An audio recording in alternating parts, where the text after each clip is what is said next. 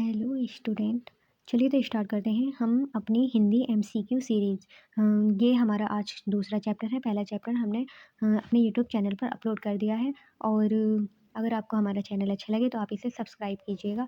तो चलिए स्टार्ट करते हैं क्वेश्चन नंबर 1 से। क्वेश्चन नंबर 1, हुमायूं किस रूप में ममता की कुटिया पर प्रकट होता है? साधु के रूप में, सैनिक के रूप में, भिखारी के रूप में या अपाहिज के रूप में? तो इसका सही आंसर है सैनिक के रूप में। जब हुमायूं ममता की कुटिया पर जाता है तो वो एक सैनिक के रूप में जाता है। क्वेश्चन नंबर 2, ममता के पिता का नाम था चूड़ामणि, देवमणि, हीरामणि, इंद्रमणि। तो ममता के जो पिता थे उनका नाम था चूड़ामणि। क्वेश्चन नंबर 3, ध्रुव स्वामिनी नाटक के रचनाकार हैं।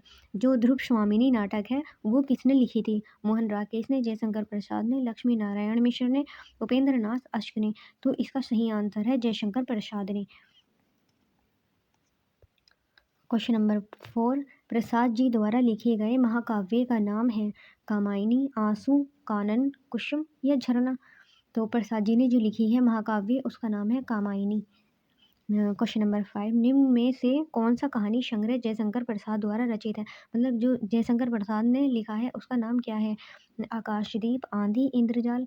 तो ये जो है तीनों जयशंकर प्रसाद के द्वारा ही लिखी हुई हैं, तो उपयुक्त सभी। क्वेश्चन नंबर 6, ममता कहानी के रचनाकार कौन है? जयशंकर प्रसाद, प्रेमचंद्र, अमरकांत, कमलेश्वर। तो ममता जो लिखी है वो किसकी है? जयशंकर प्रसाद की। तो इसका सही आंसर क्या होएगा? जयशंकर प्रसाद। क्वेश्चन नंबर 7, जयशंकर प्रसाद का निधन कब हुआ? जयशंकर प्रसाद का जो निधन हुआ था 1935 ईस्वी, 1937 ईस्वी, 1939 ईस्वी, 1940 ईस्वी। तो इसका सही आंसर है 1937 ईस्वी को जयशंकर प्रसाद जी का निधन हो गया था। क्वेश्चन नंबर 8, जयशंकर प्रसाद का जन्म स्थान है। जो जयशंकर प्रसाद थे वो कहाँ पर पैदा हुए थे? काशी, प्रयागराज, कानपुर, लखनऊ। तो इसका सही आंसर है काशी, काशी यूपी में। क्वेश्चन नंबर 9, जयशंकर प्रसाद का जन्म कब हुआ था? 1885, 1888 या फिर 1889 या 1892? तो इसका सही आंसर है 1889। जयशंकर प्रसाद जी का जन्म जो हुआ था वो 1889 ईस्वी को हुआ था। क्वेश्चन नंबर 10, जयशंकर प्रसाद किस युग के लेखक हैं? तो जयशंकर प्रसाद जो है वो शुक्ल युग के हैं, छायावाद युग के हैं, प्रगतिवाद युग के हैं या प्रयोगवाद युग के हैं? तो जयशंकर प्रसाद जो थे वो शुक्ल युग के लेखक हैं। क्वेश्चन नंबर 11, प्रसाद जी की मृत्यु कितने वर्ष की आयु में हो गई थी? प्रसाद जी की जो मृत्यु हो गई थी वो 58 वर्ष की उम्र में, 38 वर्ष की या 68 वर्ष की या 47 वर्ष की? तो इनकी जो मृत्यु हुई थी वो 47 वर्ष की आयु में हुई थी सन 1937 ईस्वी को। क्वेश्चन नंबर 12, प्रसाद जी की मृत्यु किस रोग के कारण हुई थी? पेचिस, पीलिया, क्षय, इनमें से कोई नहीं? तो जयशंकर प्रसाद जी की जो मृत्यु हुई थी वो छः रोग के कारण हुई थी। क्वेश्चन नंबर 13, प्रसाद जी के पितामह किसके परम भक्त थे?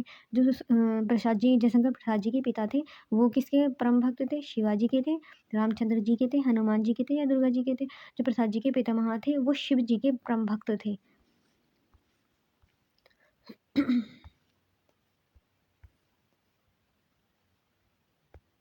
क्वेश्चन नंबर 14, प्रसाद जी के पितामह का क्या नाम था?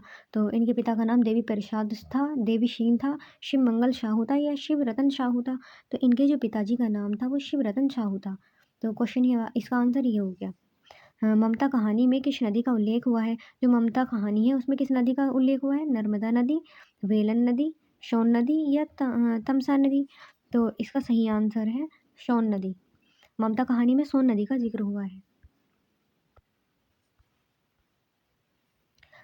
इसकी चमक आंखों को अंधा बना रही है। प्रस्तुत वाक्य का वक्ता कौन है? ममता, चूड़ामणि, शेरशाह, हुमायूं।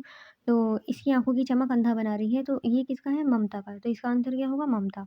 है भगवान तब के लिए विपद के लिए इतना आयोजन। प्रस्तुत पंक्तियां कहाँ से उद्धृत है? मतलब कहाँ से ली हुई हैं ये पंक्तियां? है भगवान तब के लिए विपद के लिए। तो ये जो लिखी हुई है ममता से ली हुई है, ममता। ममता किस विधा की रचना है? कहानी है, नाटक है, उपन्यास है या एकांकी है?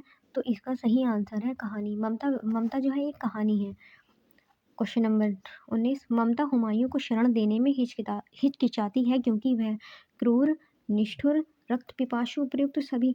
तो इसका आंसर सही जो है वो उपयुक्त सभी है। जो हुमायूँ को शरण देते हुए हिचकिचा रही थी, क्यों? क्योंकि वो क्रूर, निष्ठुर और रक्त पिपासु था। तो इसका सही आंसर होगा उपयुक्त सभी। तो ये हमारे 19 क्वेश्चन हो गए हैं और ऐसी सीरीज़ देखने के लिए हमारे यूट्यूब चैनल को सब्सक्राइब कीजिए, लाइक कीजिए। Thank you.